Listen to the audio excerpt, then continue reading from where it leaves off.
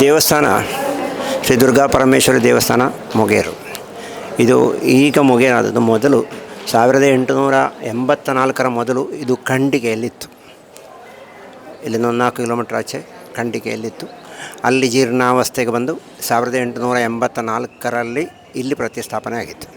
ಇದೊಂದು ಶ್ರೀ ಸಂಸ್ಥಾನ ಗೌಡಪಾದಾಚಾರ್ಯ ಕೈವಲ್ಯ ಮಠಕ್ಕೆ ಸೇರಿದವರಾದ ಭಕ್ತರ ಶಿಷ್ಯರಾದಂತಹ ನಾವು ರಾಜಾಪುರ ಬಾಲವಳ್ಳಿಕರ್ ಸಾರಸ್ವತರು ನಡೆಸುವಂಥ ದೇವಸ್ಥಾನ.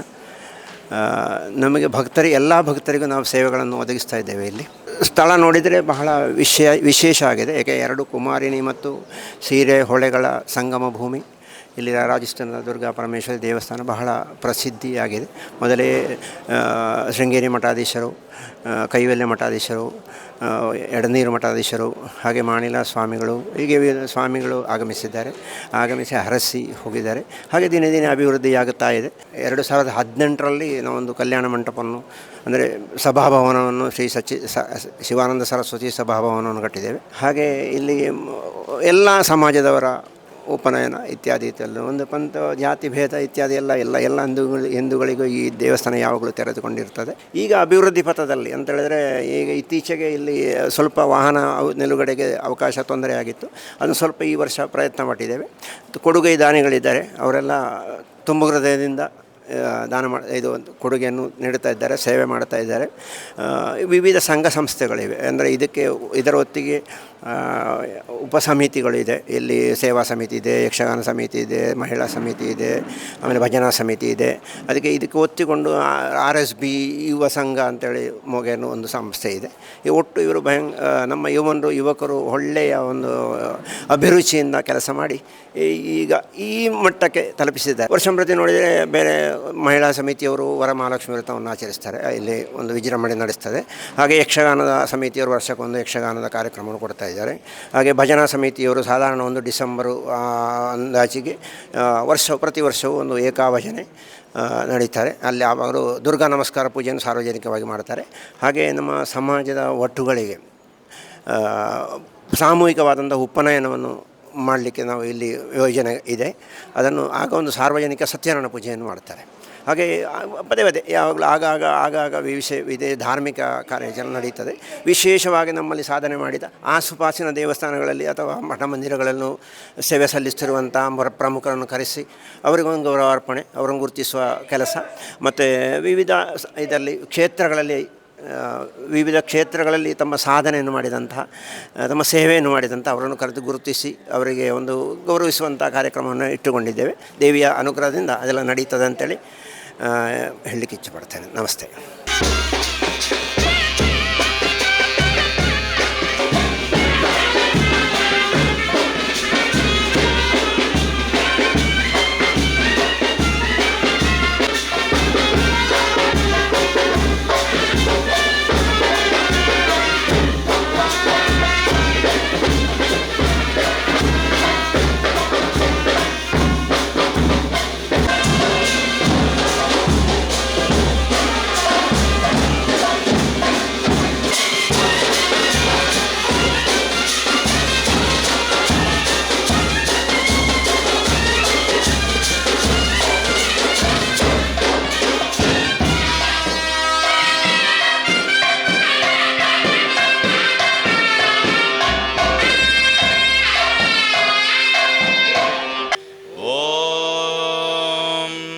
असतो मा सद्गमय तमसो मा ज्योतिर्गमय मृत्योर्मा अमृतंगमय. ॐ शान्ति शान्ति शान्तिः. हरिः ॐ श्री गुरुभ्यो नमः. हरिः ॐ.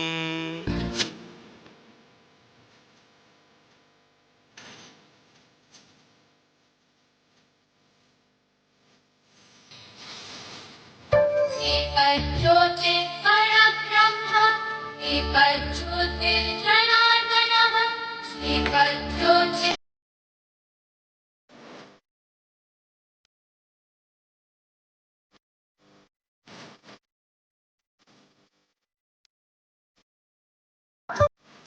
ಶ್ರೀ ದುರ್ಗಾಯ ನಮಃ.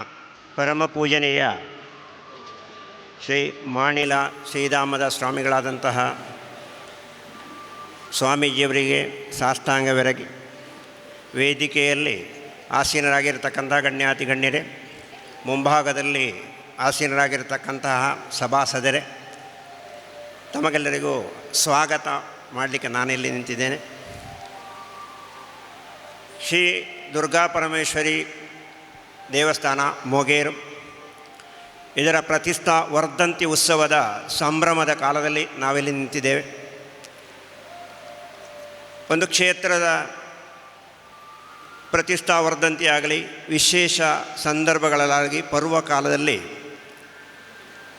ಸಮಾಜದ ವಿವಿಧ ಕ್ಷೇತ್ರಗಳಲ್ಲಿ ತನ್ನ ಸೇವೆಯನ್ನು ಸಲ್ಲಿಸಿ ಅಥವಾ ಕರ್ತವ್ಯವನ್ನು ನಿರ್ವಹಿಸಿ ಅಥವಾ ಗಣ್ಯರಾಗಿರುವಂತಹ ವಿಶೇಷವಾದಂತಹ ವಿಭಾಗಗಳಲ್ಲಿ ಸೇವೆ ಸಲ್ಲಿಸಿದಂತಹವರನ್ನು ಕರೆದು ಸಮಾಜಕ್ಕೆ ಪರಿಚಯಿಸುವುದು, ಗೌರವಿಸುವುದು ನಾವು ವಾಡಿಕೆಯಾಗಿಟ್ಟುಕೊಂಡಿದ್ದೇವೆ.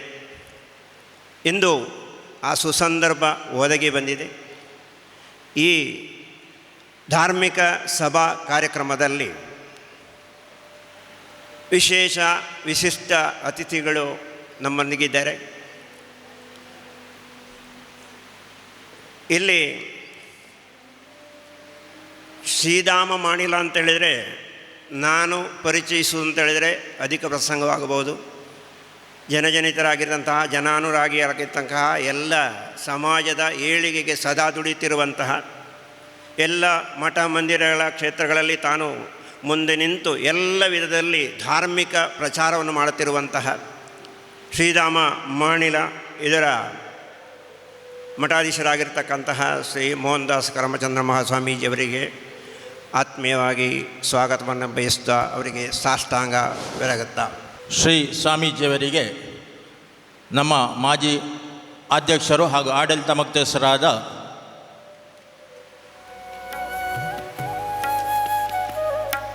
ಜಯಂತ ನಾಯಕ್ ಹಾಗೂ ಈಗಿನ ಅಧ್ಯಕ್ಷರಾದ ಶ್ರೀ ರವೀಂದ್ರ ನಾಯಕ್ ಶ್ರೇಣಿ ಅವರಿಗೆ ಶಾಲನ್ನು ಹೊದಿಸಿ ಅವರನ್ನು ಗೌರವಪೂರ್ವಕವಾಗಿ ಸ್ವಾಗತಿಸಬೇಕೆಂದು ಕೇಳಿಕೊಳ್ಳುತ್ತಾ ಇದ್ದೇನೆ. ಅದೇ ರೀತಿ ಹೂಹಾರವನ್ನು ನಮ್ಮ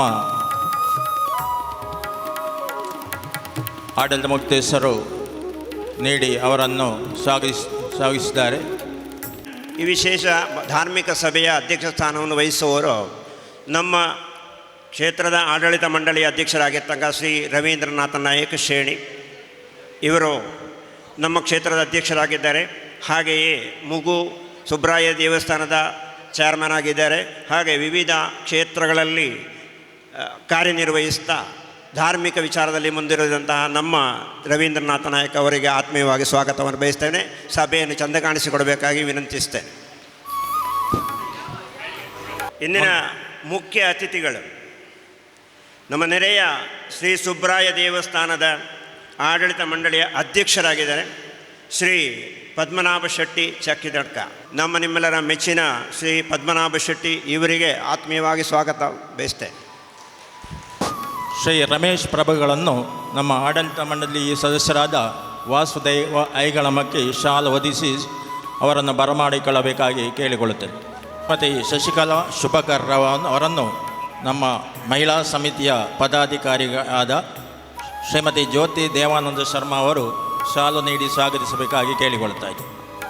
ಹಾಗೆ ವೇದಿಕೆಯಲ್ಲಿ ನಮ್ಮ ಕ್ಷೇತ್ರದ ಹಿಂದಿನ ಅಧ್ಯಕ್ಷರಾಗಿರ್ತಕ್ಕಂತಹ, ಗೌರವಾಧ್ಯಕ್ಷರಾಗಿರ್ತಕ್ಕಂತಹ ಶ್ರೀ ಮುಕುಂದ ನಾಯಕ್ ತೇನಿ ತೋಟದ ಮನೆ ಆಗಮಿಸಿದ್ದಾರೆ. ಅವರನ್ನು ಆತ್ಮೀಯವಾಗಿ ಸ್ವಾಗತಿಸ್ತೇನೆ.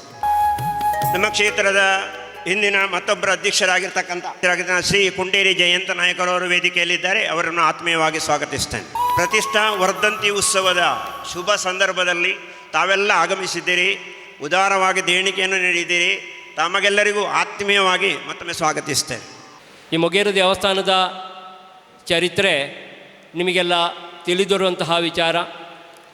ಬಹಳ ಕಷ್ಟದಲ್ಲಿ, ಮೊದಲು ಒಂದು ಕಾಲದಲ್ಲಿ ನಡೆಸಲಿಕ್ಕೆ ಕಷ್ಟ ಆಗುವಂಥ ಸಂದರ್ಭದಲ್ಲಿ 10-15 ವರ್ಷ ಮುಚ್ಚಿದ್ದಂತಹ ದೇವಾಲಯವನ್ನು ನಂತರ ಊರ ಸಮಾಜ ಬಾಂಧವರೆಲ್ಲ ಸೇರಿ ಜೀರ್ಣೋದ್ಧಾರಗೊಳಿಸಿ ಇಂದು ನಾವು ಈ ಸ್ಥಿತಿಗೆ ತಲುಪಿದ್ದೇವೆ ಅಂದರೆ ಈ ಸಮಾಜದ ಒಂದು ಕೊಡುಗೆ ಈ ದೇವಸ್ಥಾನಕ್ಕೆ ಎಷ್ಟಿದೆ ಎಂಬುದನ್ನು ನಾವು ಮನಗಾಣಬೇಕು.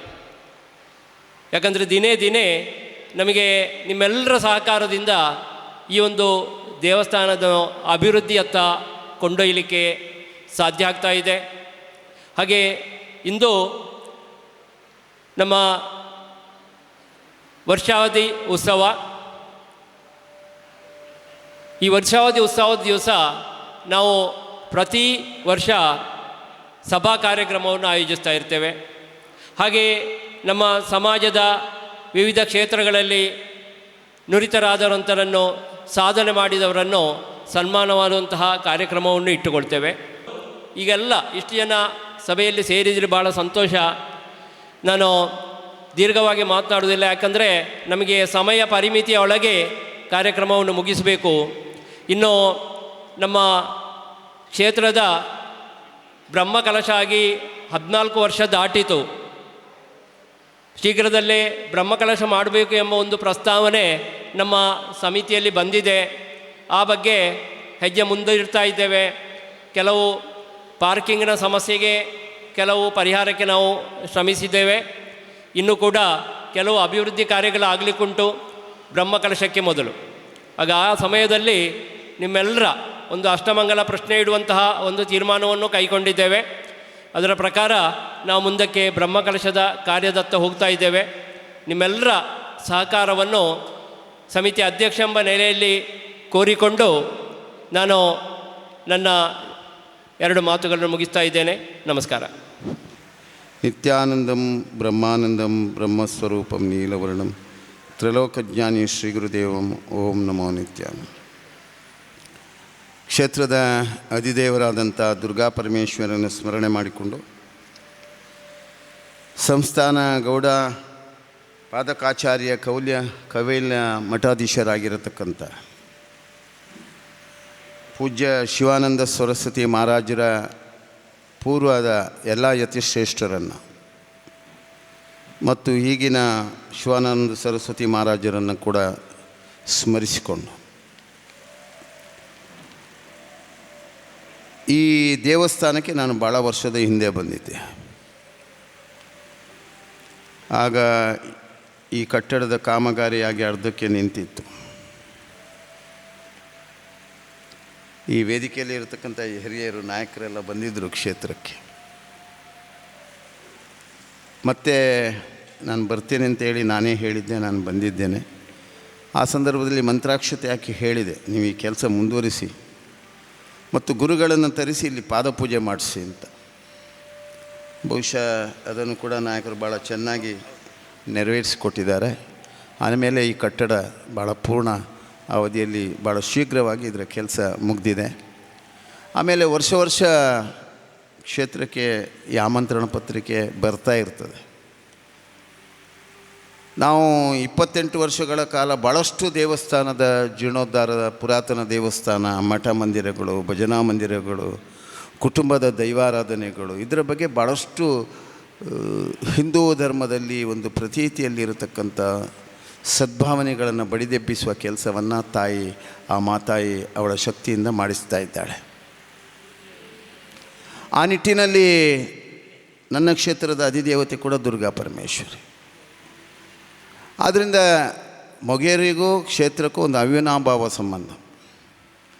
ಮೊಗೇರು ಸಮಾಜದ ಎಷ್ಟೋ ಸಮಾಜ ಬಾಂಧವರು ನಮ್ಮ ಕ್ಷೇತ್ರದಲ್ಲಿ ದುಡಿದಿದ್ದಾರೆ, ಶ್ರೀಧಾಮವನ್ನು ಬೆಳೆಸಲಿಕ್ಕೆ ಶಕ್ತಿ ಕೊಟ್ಟಿದ್ದಾರೆ.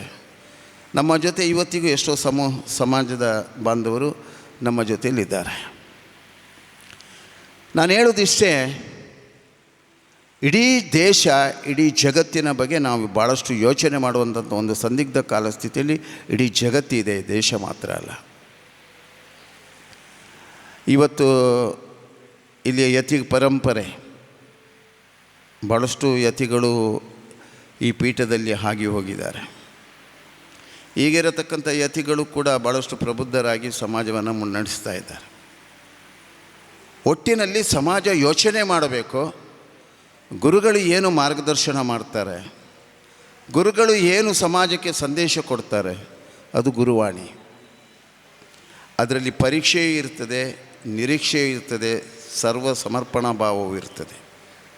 ಅದಕ್ಕೆ ನಾವು ಕಟಿಬದ್ಧರಾಗಬೇಕು. ಅದಕ್ಕೆ ಗುರುಗಳಾಗಿ ಹೇಳಿದರು, ಗುರುಗಳ ಬಗ್ಗೆ ವೈಮನಸ್ಸು ಮಾಡೋದು, ಗುರುಗಳ ಬಗ್ಗೆ ಅಪವಾದ ಹಾಕೋದು, ಅಪಚಾರ ಮಾಡೋದು, ಇದು ಇಡೀ ಹಿಂದೂ ಸಮಾಜದ ಯಾವುದೇ ಮಠದಲ್ಲಿ ಸಲ್ಲದು. ಅದಕ್ಕೋಸ್ಕರ ನಾನು ಹೇಳ್ತಾ ಇರೋದು, ಕುಲಗುರುಗಳು ಭಾಳ ಶ್ರೇಷ್ಠ, ಕುಲದೇವರು ಭಾಳ ಶ್ರೇಷ್ಠ.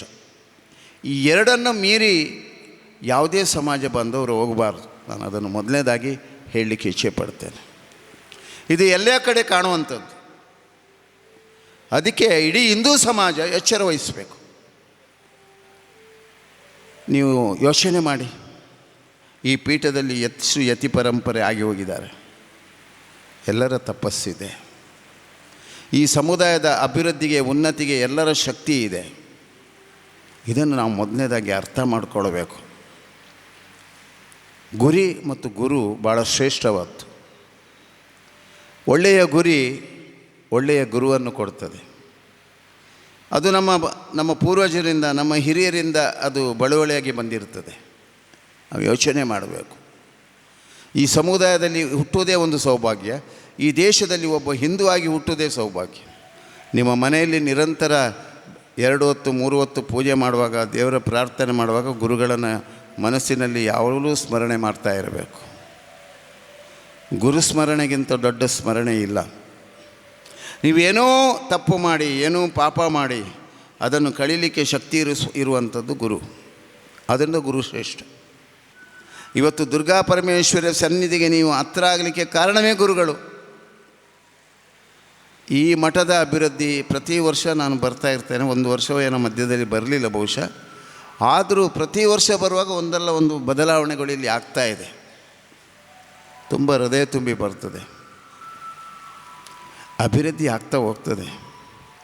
ನಾವು ಅಭಿವೃದ್ಧಿ ಆಗಲಿಕ್ಕೆ ಕಾರಣ ಗುರುಗಳು ಮತ್ತು ನಿಮ್ಮ ಕುಲದೇವರು, ಕುಲ ಪರಂಪರೆ.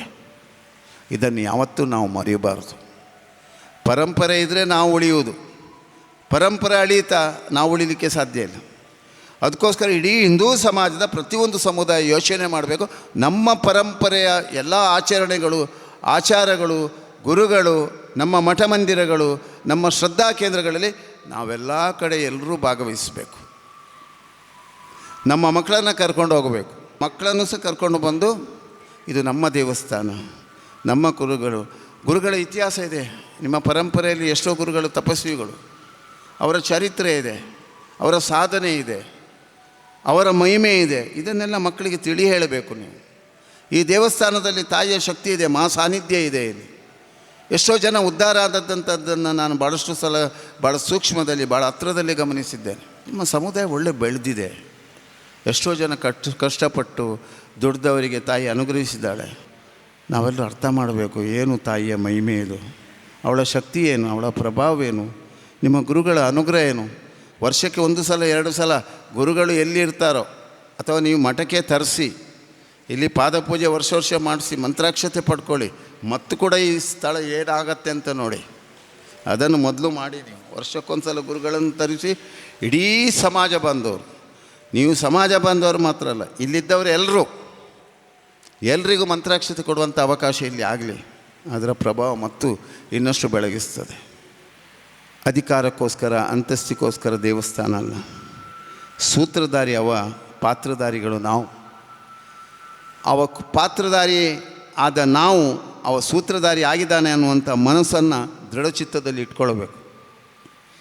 ನಮ್ಮಿಂದ ಏನೂ ಆಗೋದಿಲ್ಲ. ಮಾಡಿಸುವವ ಸರ್ವಸ್ವೂ ಅವಂದು. ನಾವು ಯಾರೂ ಶಾಶ್ವತ ಅಲ್ಲ. ಇವತ್ತಿದ್ದವ ನಾಳೆ ಇಲ್ಲದೆ ಆಗ್ತಂಥ ಕಾಲ ಸ್ಥಿತಿಯಲ್ಲಿ ದುರ್ಗಾ ಪರಮೇಶ್ವರಿ ಸಾನ್ನಿಧ್ಯ ಶಾಶ್ವತವಾಗಿರುವಂಥದ್ದು, ನಿಮ್ಮ ಗುರುಗಳ ಪೀಠ ಶಾಶ್ವತವಾಗಿರುವಂಥದ್ದು. ಇದನ್ನೆಲ್ಲ ಅರ್ಥ ಮಾಡಿಕೊಂಡು ಸಮಾಜದಲ್ಲಿ ಈ ಒಳ್ಳೆಯ ಚಿಂತನೆ ನಡೆಸುವಂಥ ಒಂದು ಪ್ರಯತ್ನದಲ್ಲಿ ಆಗಲಿ. ಮೊಗೇರ್ನ ಈ ಪರಿಸರದ ದುರ್ಗಾ ಪರಮೇಶ್ವರಿ ನಿಮ್ಮ ಇಡೀ ಎಲ್ಲ ಸಮಾಜ ಬಾಂಧವರಿಗೂ ಶ್ರೀ ಗುರುಗಳ ಶ್ರೀರಕ್ಷೆ ಇದ್ದು, ಮತ್ತು ವರ್ಷಕ್ಕೊಂದು ಸಲ ಗುರುಗಳು ಈ ಸನ್ನಿಧಾನಕ್ಕೆ ಬಂದು ಅವರ ಪಟ್ಟದ ದೇವರ ಪೂಜೆ ಮತ್ತು ಅವರ ಪಾದಕ ಪೂಜೆ ಆಗತಕ್ಕಂಥ ಅವಕಾಶ ಅನುಕೂಲತೆಗಳು ಒದಗಿ ಬರಲಿ. ಮುಂದೆ ಬ್ರಹ್ಮಕಲಶಕ್ಕೆ ಅಣಿಯಾಗ್ತಾ ಇದೆ. ಅದಕ್ಕೆ ಬೇಕಾದಂಥ ಎಲ್ಲ ಅವಕಾಶ ಅನುಕೂಲತೆಯನ್ನು ಆ ಮಾತಾಯಿ ಕರುಣಿಸಲಿ. ನಿಮ್ಮ ಜೊತೆ ನಾವು ಕೂಡ ಇರ್ತೇವೆ. ನಮ್ಮಿಂದಾದಂಥ ಸಹಕಾರ ಬ್ರಹ್ಮಕಲಶಕ್ಕೆ ಕೊಡ್ತೇವೆ ಅಂತ ಮತ್ತೊಮ್ಮೆ ಒತ್ತಿ ಹೇಳ್ತಾ, ನೀವೆಲ್ಲ ಶ್ರದ್ಧೆ ಭಕ್ತಿಯಲ್ಲಿ ಸೇವೆ ಮಾಡಿ. ಸಮರ್ಪಣೆ, ಭಾವುಕ ಭಕ್ತಿ, ಪರವಶತೆ ಇದು ಭಾಳ ಮುಖ್ಯ. ಮತ್ತು ತಂದೆ ತಾಯಿಗಿಂತ ದೊಡ್ಡ ದೇವರಿಲ್ಲ, ಹಿರಿಯರಿಗಿಂತ ದೊಡ್ಡ ದೇವರಿಲ್ಲ.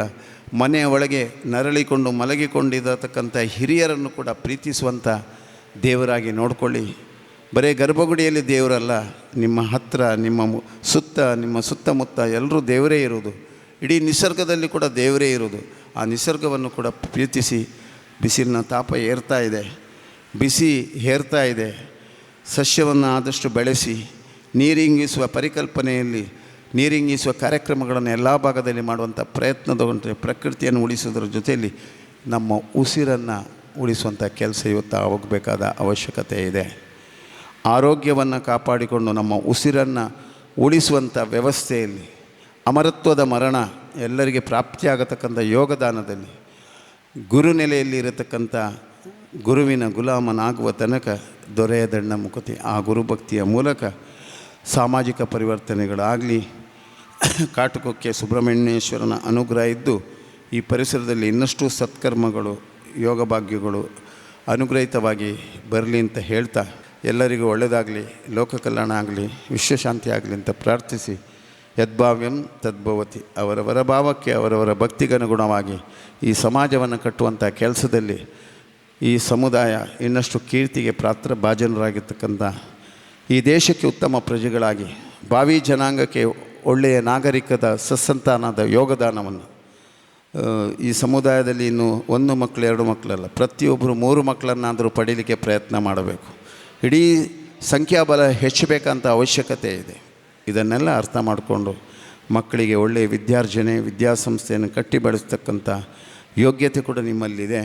ಈ ಸಮುದಾಯಕ್ಕೆ ಒಂದು ದೊಡ್ಡ ವಿದ್ಯಾಸಂಸ್ಥೆಯನ್ನು ಕಟ್ಟತಕ್ಕಂಥ, ದಕ್ಷಿಣ ಕನ್ನಡ ಜಿಲ್ಲೆಯಲ್ಲಿ ಒಂದು ದೊಡ್ಡ ವಿದ್ಯಾಸಂಸ್ಥೆಯನ್ನು ಕಟ್ಟತಕ್ಕಂಥ ಯೋಗದಾನವನ್ನು ಗುರುಗಳ ಅನುಗ್ರಹದಲ್ಲಿ ಅದನ್ನು ನಡೆಸಲಿಕ್ಕೆ ಬೇಕಾದಂಥ ಶಕ್ತಿಯನ್ನು ಶ್ರೀ ಗುರುಗಳು ಮತ್ತು ಈ ಕುಲದೇವರು, ನಿಮ್ಮ ಕುಲದೇವರು ಅನುಗ್ರಹ ಮಾಡಲಿ, ಉತ್ತರೋತ್ತರ ಅಭಿವೃದ್ಧಿ ಮಾಡಲಿ ಅಂತ ಹೇಳ್ತಾ ನನ್ನ 2 ಮಾತುಗಳನ್ನು ಗುರುಚರಣೆಗೆ ಸಮರ್ಪಿಸ್ತಾ ಇದ್ದೇನೆ.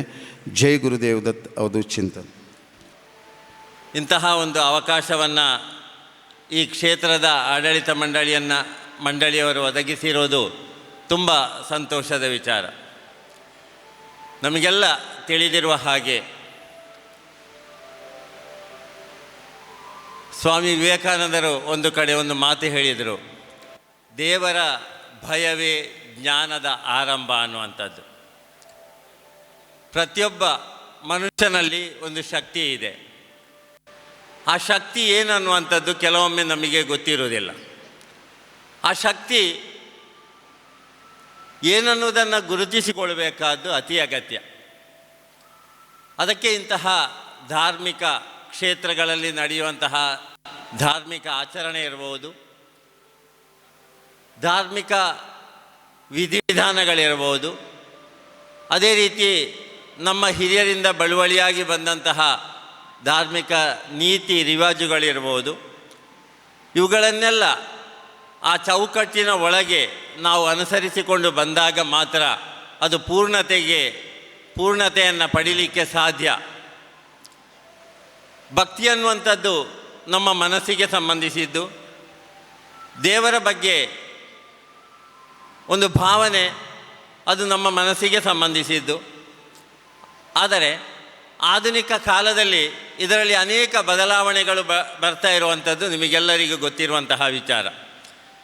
ಈಗ ತಾನೇ ಅಧ್ಯಕ್ಷೀಯ ಸ್ಥಾನದಿಂದ ಮಾತನಾಡಿ ಅವರು ಹೇಳಿದರು, 10 ಗಂಟೆಗೆ ಪ್ರಾರಂಭ ಆಗಬೇಕಾಗಿದ್ದಂತಹ ಸಭಾ ಕಾರ್ಯಕ್ರಮ, ಧಾರ್ಮಿಕ ಕಾರ್ಯಕ್ರಮ 11 ಗಂಟೆ ಆದರೂ ನಮಗೆ ಪ್ರಾರಂಭಿಸಲಿಕ್ಕೆ ಅಸಾಧ್ಯ ಆಯಿತು, ಭಕ್ತಾದಿಗಳ ಪ್ರೇಕ್ಷಕರ ಕೊರತೆ ಇದೆ ಅಂತ. ಅದು ಯಾವುದೇ ಒಂದು ಕ್ಷೇತ್ರದ ಸಮಸ್ಯೆ ಅಲ್ಲ. ನಮ್ಮ ಕಾಟುವುಕೆ ಕ್ಷೇತ್ರದಲ್ಲಿಯೂ ಕೂಡ ಇದೇ ಸಮಸ್ಯೆ ನಮ್ಮ ಮುಂದೆ ಇದೆ.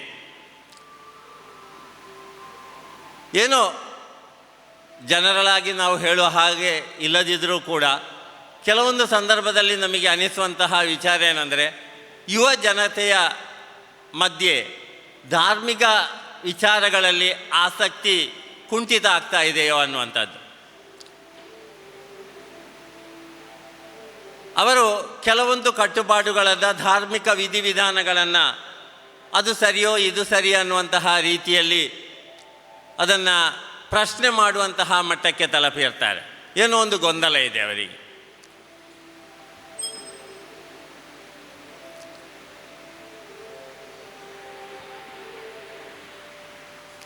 ನಮ್ಮ ಜಿಲ್ಲಾ ಪಂಚಾಯತ್ ಮೆಂಬರ್ ಅತ್ಯಂತ ಆತ್ಮೀಯರಾದಂತಹ ಶ್ರೀಯುತ ಸೋಮಶೇಖರ್ JS ಅವರು ಆಗಮಿಸಿದ್ದಾರೆ. ಅವರಿಗೆ ವಂದನೆಯನ್ನು ಅರ್ಪಿಸ್ತಾ, ಈ ರೀತಿಯ ಒಂದು ಗೊಂದಲ ಮಕ್ಕಳ ಮನಸ್ಸಿನಲ್ಲಿ ಇದೆ, ಯಾವುದು ಸರಿ ಯಾವುದು ತಪ್ಪು ಅನ್ನುವಂಥದ್ದು. ಅದನ್ನು ಸರಿಪಡಿಸಿಕೊಳ್ಬೇಕಾದ್ದು ನಮ್ಮ ಕರ್ತವ್ಯ ಕೂಡ. ಅವರನ್ನು ಇಂತಹ ಕಾರ್ಯಕ್ರಮಗಳಿಗೆ ಪ್ರೋತ್ಸಾಹ ನೀಡಿ, ಈಗ ತಾನೇ ಸ್ವಾಮೀಜಿಯವರು ಹೇಳಿದ ಹಾಗೆ ಆ ಗುರುಗಳ ಬಗ್ಗೆ ಮಾಹಿತಿಯನ್ನು ನೀಡಿ, ಅವರ ಸಾಧನೆ ಬಗ್ಗೆ ತಿಳಿ ಹೇಳಿ, ಮಕ್ಕಳನ್ನು ಕೂಡ ಹೆಚ್ಚಾಗಿ ಈ ರೀತಿಯ ಕಾರ್ಯಕ್ರಮಕ್ಕೆ ನಾವು ಆಕರ್ಷಿತರಾಗಿ ಮಾಡುವಂಥದ್ದು ನಮ್ಮ ಕರ್ತವ್ಯ. ನಮ್ಮ ಭಕ್ತಿ ಇರಬಹುದು, ಧಾರ್ಮಿಕ ಆಚರಣೆ ಇರಬಹುದು, ಅದು ಅತ್ಯಂತ ಶುದ್ಧ ಮನಸ್ಸಿನಿಂದ, ಸರಳತೆಯಿಂದ ಮಾಡಿಕೊಂಡಾಗ ಮಾತ್ರ ಅದು ಪೂರ್ಣತೆಗೆ ಸಾಗಲಿಕ್ಕೆ ಸಾಧ್ಯ. ಆಡಂಬರದ ಭಕ್ತಿ, ಈಗ ಹೆಚ್ಚು ಆಡಂಬರ ತೋರಿಸಿದವರಿಗೆ ದೇವರು ತುಂಬ ಹತ್ತಿರ ಬೇಗ ಒಲಿಯುತ್ತಾನೆ. ನಿರ್ಮಲ ಭಕ್ತಿಯಿಂದ ಪ್ರಾರ್ಥಿಸಿದರೆ ಅವರಿಗೆ ಒಲಿಯುವುದಿಲ್ವ ಅನ್ನುವಂತಹ ಒಂದು ಭಾವನೆ ಕೆಲವರಿಗೆ ಇರಬಹುದು. ಅದು ಖಂಡಿತ ಸುಳ್ಳು. ದೇವರು ಯಾವತ್ತೂ ನಮ್ಮಿಂದ ಏನನ್ನು ಬಯಸುವುದಿಲ್ಲ. ಯಾಕೆಂದರೆ ದೇವರೇ ಕೊಟ್ಟಂತಹ ವಸ್ತುಗಳು ನಮ್ಮಲ್ಲಿ ಇರುವಂಥದ್ದು. ಆದ್ದರಿಂದ ಅವರ ಬಗ್ಗೆ ಪ್ರಾರ್ಥನೆ, ಸದಾ ದೇವರ ಸ್ಮರಣೆಯನ್ನೇ ಮಾಡುವಂತಹ ಒಂದು ಶಕ್ತಿಯನ್ನು ಕೊಡು ಅನ್ನುವಂಥದ್ದೇ ನಾವು ದೇವರಲ್ಲಿ ಬೇಡಿಕೊಳ್ಳಬೇಕಾದ್ದು. ಯಾಕಂದರೆ ನಮ್ಮ ಮನಸ್ಸಿನಲ್ಲಿ ಏನಿದೆ, ನಮ್ಮ ಆಸೆ ಆಕಾಂಕ್ಷೆಗಳು ಏನು, ಇದೆಲ್ಲ ದೇವರಿಗೆ ಗೊತ್ತಿದೆ. ಆದ ಕಾರಣ ನಾವು ನಿರ್ಮಲ ಭಕ್ತಿಯಿಂದ, ಅತ್ಯಂತ ಸರಳವಾಗಿ, ಪ್ರಾಮಾಣಿಕವಾಗಿ, ಸರಳತೆಯಿಂದ ದೇವರನ್ನು ಭಕ್ತಿಯಿಂದ ಪ್ರಾರ್ಥಿಸಿದರೆ ಖಂಡಿತವಾಗಿ ದೇವರು ತನ್ನ ಅನುಗ್ರಹವನ್ನು ಭಕ್ತನಿಗೆ ನೀಡಿಯೇ ನೀಡ್ತಾನೆ.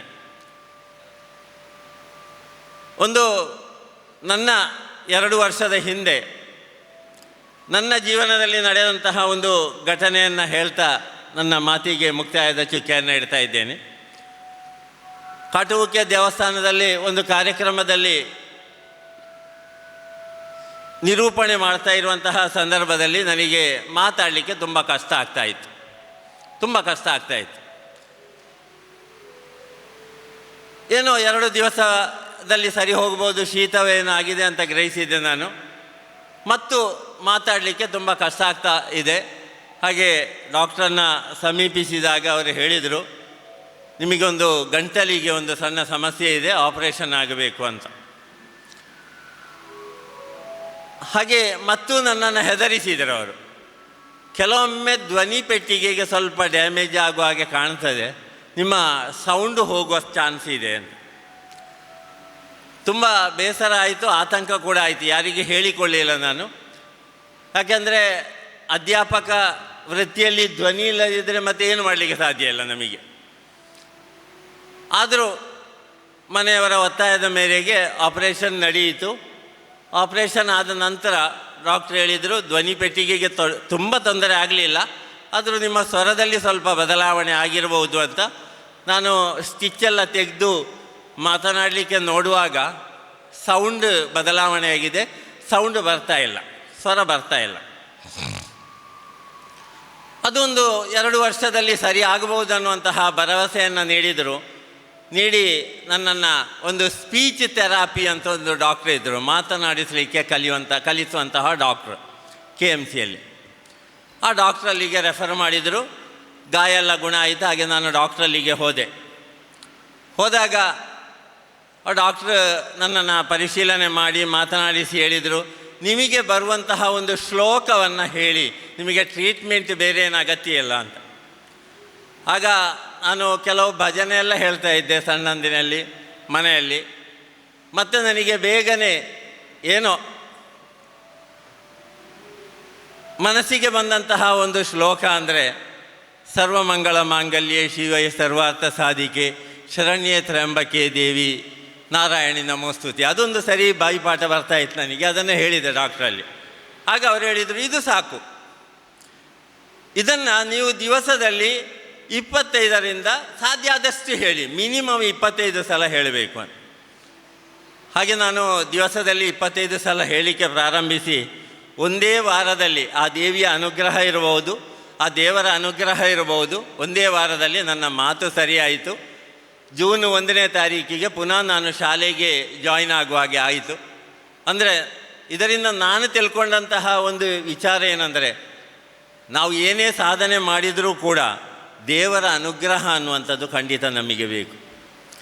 ದೇವರ ಅನುಗ್ರಹ ಇದ್ದರೆ ನಾವು ಎಷ್ಟು ಕಷ್ಟ ಇರಲಿ, ಶಾರೀರಿಕವಾದಂತಹ ಯಾವುದೇ ಸಮಸ್ಯೆಗಳಿರಲಿ, ಅದನ್ನೆಲ್ಲ ನಮಗೆ ಮೆಟ್ಟಿ ನಿಲ್ಲಲಿಕ್ಕೆ ಸಾಧ್ಯ. ಅದಕ್ಕೆ ಮುಗೇರು ಶ್ರೀ ದುರ್ಗಾ ಪರಮೇಶ್ವರಿ ಸಾಕ್ಷಿ ಅನ್ನೋದಕ್ಕೆ ನಾನೇ ಕಾರಣ. ಆ ದೇವಿಯ ಹೆಸರಿನಿಂದಲೇ ನಾನು ಇವತ್ತು ನಿಮ್ಮ ಮುಂದೆ, ಆ ಮೂಲ ಮಂತ್ರದಿಂದಲೇ ನಾನು ನಿಮ್ಮ ಮುಂದೆ ಇವತ್ತು ಈ 2 ಮಾತಾಡಲಿಕ್ಕೆ ಸಾಧ್ಯ ಆಯಿತು ಅನ್ನೋದರಲ್ಲಿ ನನಗೆ ಪೂರ್ಣ ನಂಬಿಕೆ ಇದೆ. ಆದ್ದರಿಂದ ದೇವರ ಮೇಲೆ ಭಕ್ತಿಯನ್ನು ನಾವು ಸದಾ ಇರಿಸಿಕೊಂಡು, ದೇವರ ಖಂಡಿತವಾಗಿಯೂ ಅದು ಯಾವುದೇ ರೀತಿಯ ವ್ಯಕ್ತಿ ಇರಲಿ, ಏನೇ ಇರಲಿ, ದೇವರ ಅನುಗ್ರಹ ಎಲ್ಲರಿಗೂ ಸರ್ವವ್ಯಾಪಿಯಾಗಿ ಲಭಿಸ್ತದೆ ಅನ್ನುವಂತಹ ಮಾತಿನ ಮೂಲಕ ನನ್ನ ಈ 2 ಪುಟ್ಟ ಮಾತುಗಳಿಗೆ ಮುಕ್ತಾಯದ ಚುಕ್ಕೆಯನ್ನು ನೀಡುತ್ತಾ, ಇಂತಹ ಒಂದು ವೇದಿಕೆಯನ್ನು ಅವಕಾಶವನ್ನು ಮಾಡಿಕೊಟ್ಟಂತಹ ಪದಾಧಿಕಾರಿಗಳಿಗೆ ಮತ್ತೊಮ್ಮೆ ತಲೆಬಾಗಿ ವಂದಿಸ್ತಾ ವಿರಮಿಸ್ತಾ ಇದ್ದೇನೆ. ವಂದನೆಗಳು. ಪಂಚಾಯತ್ ಸದಸ್ಯರಾಗಿ ಆಯ್ಕೆಯಾದ ನಮ್ಮ ಸಮಾಜದ ಹೆಮ್ಮೆಯ ವ್ಯಕ್ತಿ ಶ್ರೀ ಸೋಮಶೇಖರ್ ಜಯಸ್ ಅವರಿಲ್ಲಿಗೆ ಆಗಮಿಸಿದ್ದಾರೆ. ಅವರನ್ನು ಶಾಲು ನೀಡಿ ಸಾಗಿಸಬೇಕಾಗಿ ನಮ್ಮ ಮಾಜಿ ಅಧ್ಯಕ್ಷರಾದ ಜಯಂತ ಮಾಸ್ಟರ್ ಗುಂಡೇರಿ ಅವರನ್ನು ಕೇಳಿಕೊಳ್ತಾ ಇದ್ದೆ. ಹಾಗಾಗಿ ಇವತ್ತು ಗುರುಗಳು ಒಂದಷ್ಟು ಸಮಾಜಕ್ಕೆ ಮಾರ್ಗದರ್ಶನ ಮಾಡಿದ್ದಾರೆ. ನೀವು ಗುರುಮಠ, ಗುರುಪೀಠ ಮತ್ತು ಗುರುಗಳನ್ನು ನೀವು ಯಾವಾಗ ಆರಾಧಿಸ್ತೀರಾ, ಭಜಿಸ್ತೀರಾ, ಅವರ ನಿರಂತರ ಸಂಪರ್ಕ ಮಾಡ್ತೀರಾ, ಅವತ್ತು ಸಮಾಜ ಇನ್ನೊಂದು ಹಂತಕ್ಕೆ ಮುಂದಕ್ಕೆ ಹೋಗ್ತದೆ ಅಂತ ನಾವೆಲ್ಲರೂ ಖಂಡಿತವಾಗಿಯೂ ಶ್ರೀ ಗುರುಗಳ ಮಾರ್ಗದರ್ಶನಂತೆ ನಮ್ಮ ಕುಲಗುರುಗಳ ಸಂಪರ್ಕ, ಕುಲ ಮಾಡಬೇಡಿ ನಿರಂತರ ಮಾಡಲಿಕ್ಕೆ ಬದ್ಧರಾಗಿರ್ತೇವೆ. ಹಾಗೆಯೇ ಜೊತೆಗೆ ಮೊಗೇರು ದೇವಸ್ಥಾನ ಕಾಲಕ್ಕೆ ಹಲವಾರು ವರ್ಷಗಳಿಂದ ಬೇರೆ ಬೇರೆ ಆಡಳಿತ ಮಂಡಳಿಗಳು ಇಲ್ಲಿಗೆ ಬಂದು ತಮ್ಮ ತಮ್ಮ ಕೆಲಸ ಮಾಡಿವೆ, ಅತ್ಯಂತ ಅಭಿವೃದ್ಧಿಯನ್ನು ಕೂಡ ದಾಖಲಿಸಿವೆ. ಹಾಗೆಯೇ ಈ ವರ್ಷ ಕೂಡ ಇನ್ನಷ್ಟು ಅಭಿವೃದ್ಧಿ ಕಾರ್ಯಗಳು ನಡೀಲಿಕ್ಕಿವೆ. ಮುಂದಿನ ವರ್ಷ ಬ್ರಹ್ಮಕಲಶ ಕೂಡ ನಡೀಲಿಕ್ಕಿದೆ. ಈ ಬ್ರಹ್ಮಕಲಶೋತ್ಸವಕ್ಕೆ ಸಮಾಜದ ಎಲ್ಲ ಸಂಘ ಸಂಸ್ಥೆಗಳು ದೇವಸ್ಥಾನದ ಆಡಳಿತ ಮಂಡಳಿಗೆ ಕೈ ಜೋಡಿಸಿ ಅತ್ಯಂತ ಯಶಸ್ವಿಯಾಗಿ ಈ ಬ್ರಹ್ಮಕಲಶವನ್ನು ಮಾಡಲಿಕ್ಕಿವೆ. ನಾವೆಲ್ಲರೂ ಅದಕ್ಕೆ ಜೋಡಿಸ್ಕೊಳ್ಳೋಣ. ಅವಕಾಶಕ್ಕಾಗಿ ಧನ್ಯವಾದಗಳು.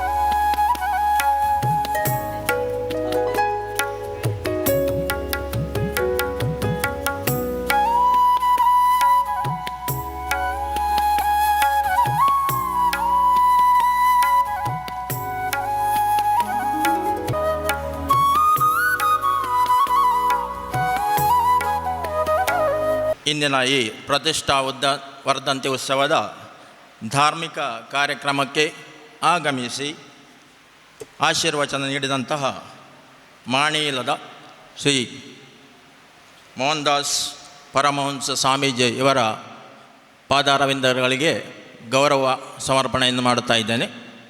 ಮುಂದೆ ಈ ಕಾರ್ಯಕ್ರಮದ ಅಧ್ಯಕ್ಷತೆ ವಹಿಸಿದಂತಹ ರವೀಂದ್ರ ನಾಯಕ್ ಶ್ರೇಣಿ ತೋಟದ ಮನೆ ಅಧ್ಯಕ್ಷರು, ಇವರಿಗೂ ಕೂಡ ನಾವು ಹೃತ್ಪೂರ್ವಕವಾಗಿ ಧನ್ಯವಾದಗಳನ್ನು ಸಮರ್ಪಿಸ್ತಾ ಇದ್ದೇನೆ. ಅದೇ ರೀತಿ ಮುಖ್ಯ ಅತಿಥಿಗಳಾಗಿ ಆಗಮಿಸಿದಂತಹ ಪದ್ಮನಾಭ ಶೆಟ್ಟಿಗೆ ಅಧ್ಯಕ್ಷರು, ಶ್ರೀ ಸುಬ್ರಾಯ ದೇವಸ್ಥಾನ ಕಾಟುಕೆ ಇವರಿಗೆ ಶ್ರೀ ದೇವಳದ ಆಡಳಿತ ಮಂಡಳಿಯ ಪರವಾಗಿ ಹಾಗೂ ನಿಮ್ಮೆಲ್ಲರ ಪರವಾಗಿ ಹೃತ್ಪೂರ್ವಕವಾಗಿ ಧನ್ಯವಾದಗಳನ್ನು ಸಲ್ಲಿಸ್ತಾ ಇದ್ದೇನೆ. ಅದೇ ರೀತಿ ನಮ್ಮ ಸಮಾಜವರಾದಂಥ ಶ್ರೀ ರಮೇಶ್ ಪ್ರಭು ಅಧ್ಯಕ್ಷರು, ಬಾಲಾವಲಿಕಾರ್ ಗೌಡ ಸಾರಸ್ವತ ಸಂಘ ಪುತ್ತೂರು, ಇವರನ್ನು ಕೂಡ ಹೃತ್ಪೂರ್ವಕವಾಗಿ ಧನ್ಯವಾದಗಳನ್ನು ಸಮರ್ಪಿಸ್ತಾ ಇದ್ದೇನೆ. ಇನ್ನೋರ್ವ ಮುಖ್ಯ ಅತಿಥಿ ಶ್ರೀಮತಿ ಶಶಿಕಲಾ ಶುಭಗರ್ ರಾವ್, ನಮ್ಮ ಸಮಾಜದ ಗೌರವಾನ್ವಿತ ಮಹಿಳೆ, ಇವರನ್ನು ಕೂಡ ಶ್ರೀ ದೇವಸ್ಥಾನದ ಹಾಗೂ ಆಡಳಿತ ಮಂಡಳಿಯ ಪರವಾಗಿ ಹೃತ್ಪೂರ್ವಕವಾಗಿ ಧನ್ಯವಾದಗಳನ್ನು ಸಮರ್ಪಿಸ್ತಾ ಇದ್ದೇನೆ. ಅದೇ ರೀತಿ ವಿಶೇಷವಾಗಿ ಇಲ್ಲಿ ಆಗಮಿಸಿ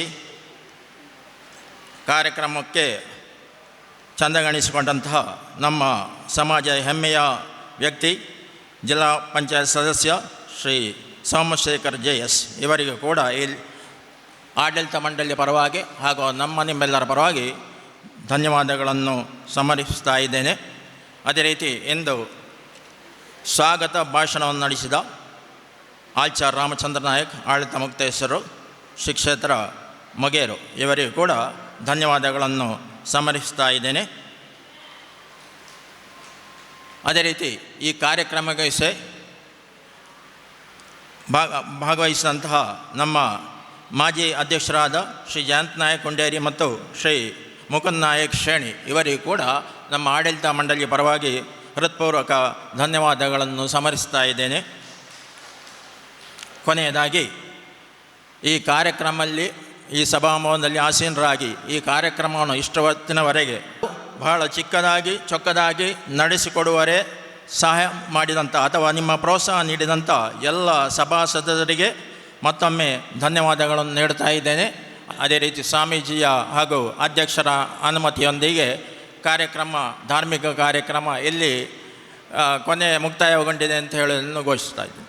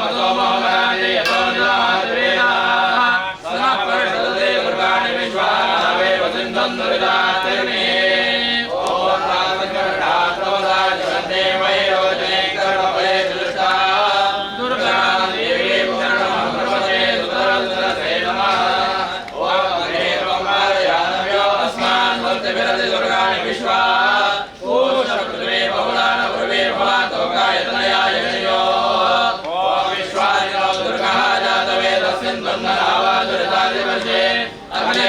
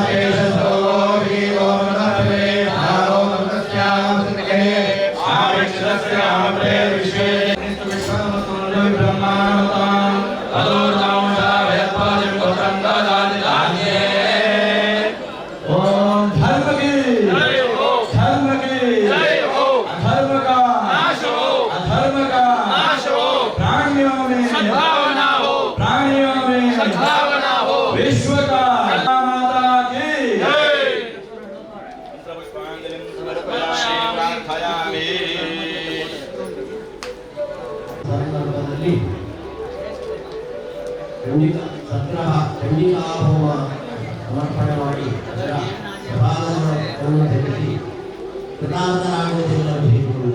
ಹಾಗೆ ನೀನೇ ಬುದ್ಧಿಶಕ್ತಿ, ಪ್ರೇರಣಾಶಕ್ತಿ, ಉತ್ಸಾಹಶಕ್ತಿ, ಕ್ರಿಯಾಶಕ್ತಿ ಅಂತಹ ಪ್ರಕಾರ ಇವತ್ತಿನ ದಿವಸ ಉತ್ಸವದ ಅಂಗವಾಗಿ ಇಲ್ಲಿ ಎಲ್ಲ ಭಕ್ತಜನರು ಸೇವೆಗಳಿಂದ ಸೇವೆ ಸಮರ್ಪಿಸಿದ್ದಾರೆ.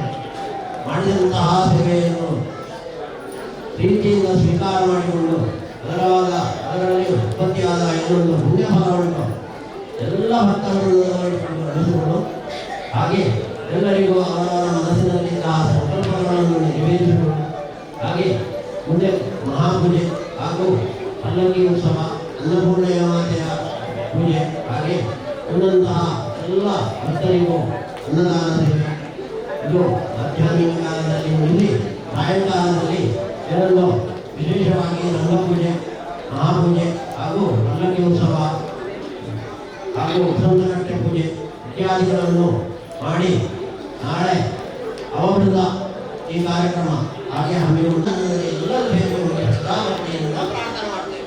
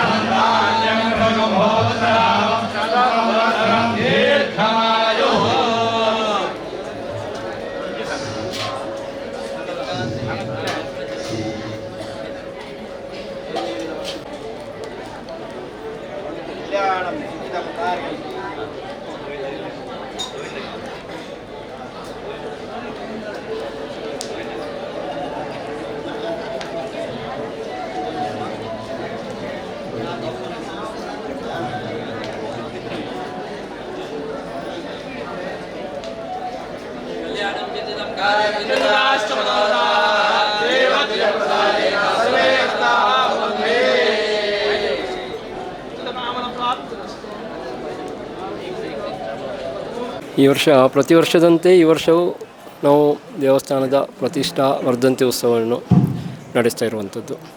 ಷಷ್ಠಿ ಫಾಲ್ಗುಣ ಷಷ್ಠಿ, ಶುದ್ಧ ಷಷ್ಠಿಗೆ ನಾವು ವರ್ಷವೂ ಆಗುವಂಥದ್ದು ಇದು. ಆ ಪ್ರಕಾರ ಈ ವರ್ಷ ಕೂಡ. ಆದರೆ ಈ ವರ್ಷ ವಿಶೇಷ ಅಂದರೆ ನಮಗೆ ಸ್ವಲ್ಪ ಇಲ್ಲಿ ಪಾರ್ಕಿಂಗ್ನ ಸಮಸ್ಯೆ ಪ್ರತಿ ವರ್ಷ ಇತ್ತು. ಆ ಪಾರ್ಕಿಂಗ್ ವ್ಯವಸ್ಥೆ ಸ್ವಲ್ಪ ಸರಿ ಮಾಡಲಿಕ್ಕೆ ಆದ ಕಾರಣ ಸ್ವಲ್ಪ ನೆಮ್ಮದಿ, ಇಲ್ಲದಿದ್ದರೆ ಇಲ್ಲಿ ಯಾವಾಗಲೂ ಭಾರಿ ಕಷ್ಟ ಆಗ್ತಿತ್ತು ನಮಗೆ.